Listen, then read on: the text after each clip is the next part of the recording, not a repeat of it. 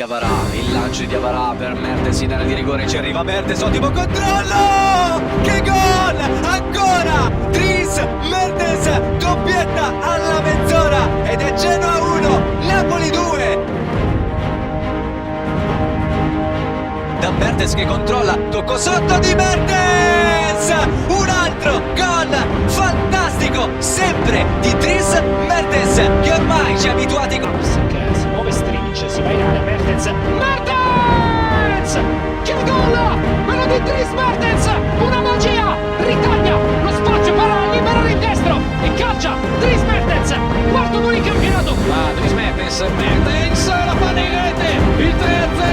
3-0 del Napoli, Dries Mertens, 14esimo gol in campionato per lui!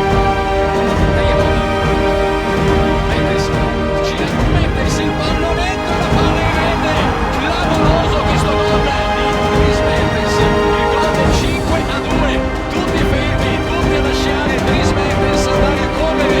Insigne, palla interessante per lui anche a Mertens, dentro il tocco per Mertens, Mertens, Mertens, Mertens, Mertens!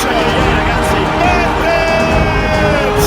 2-0 Napoli, questo è un gol incredibile, questo è un gol strepitoso, non è il 10, ma questo è un gol fantastico perché al momento che pensi che va a tirare di destro, mette tra sé.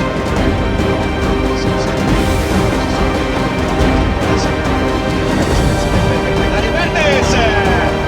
Gol meraviglioso del Napoli con Mertens, Napoli 2, 3-0, la firma di Mertens. Carico il 7, Insigne, palla per Mertens, Mertens entra in aria, Mertens va sul destro, calcia! Mertens! Un altro gol, semplicemente meraviglioso, del solito, fantastico! Mertens! È una meraviglia! La punizione di Mertens! 2-0 Napoli! Dopo aver sbagliato il rigore del possibile 1-0 segna Per la velocità di Mertens in area di rigore, Mertens esce, stracoscia, la porta è libera, Mertens in porta!